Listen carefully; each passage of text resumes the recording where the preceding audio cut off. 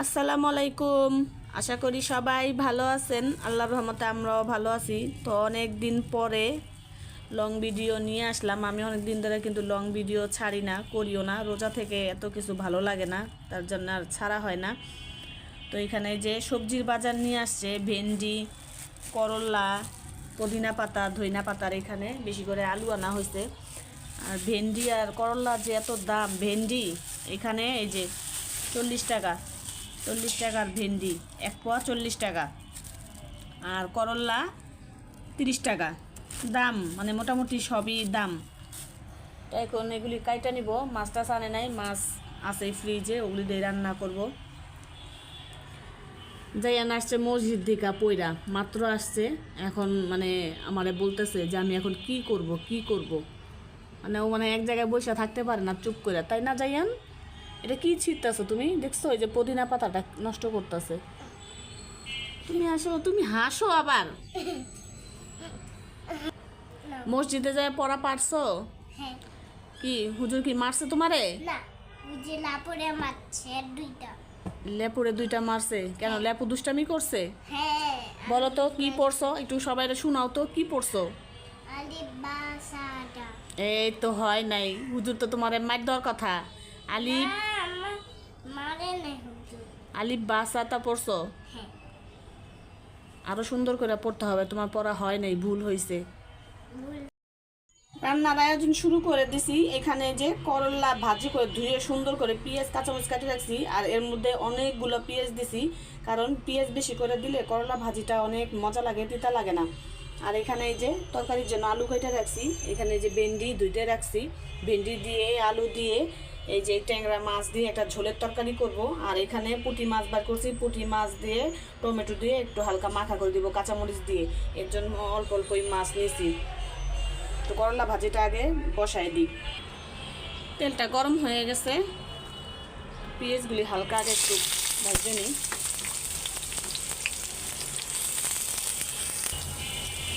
করলাগুলো দিয়ে দিই।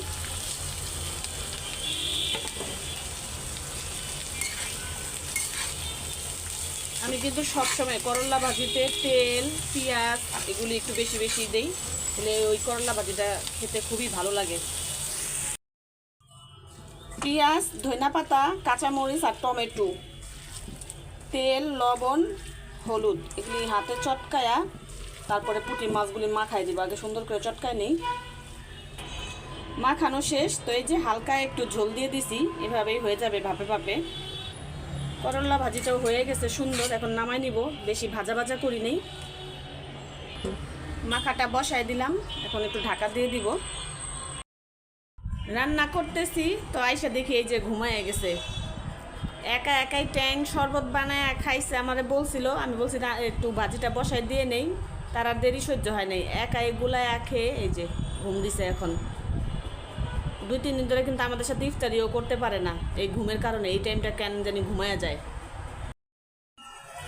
মাখাটা হয়ে গেছে, এইভাবে নামায় ফেলবো। এভাবে একটু না রাখলে পরে ভালো লাগবে না খেতে।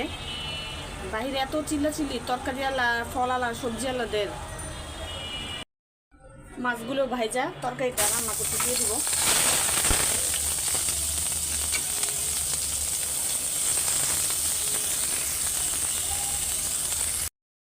মাছ ভাজা শেষ, তরকারিটাও বসাই দিলাম।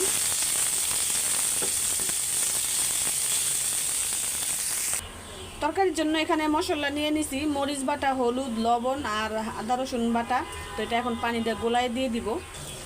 পেঁয়াজটা একটু লাল করে রাখলাম, গোলানো মশলা এবার এখন কষাইতে দিব। দিয়া আলুগুলি দিয়ে দিব, আর ভেন্ডিটা পরে দিব, যেহেতু ভেন্ডি তো এখন দিলে ভাঙ্গা যাবে আর একদম আঠালো ঠালো কেমন জানি হয়ে যাবে তরকারি।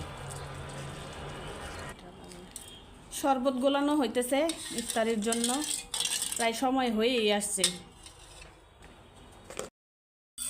আলু কষানো শেষ, মাছটাও দিয়ে দিছি। তো এটা একটু হালকা কষা ঝোল দিয়ে একটা বলক চলে আসলে তারপরে ভেন্ডিগুলি দিয়ে দিব, টমেটো দিয়ে দিব। তাহলে আজকের মতো রান্না বাড়া শেষ। রাতে শুধু অল্প কাটা ভাত রান্না করব। বলক চলে আসছে, টমেটো আর ভেন্ডিগুলি দিয়ে দিব।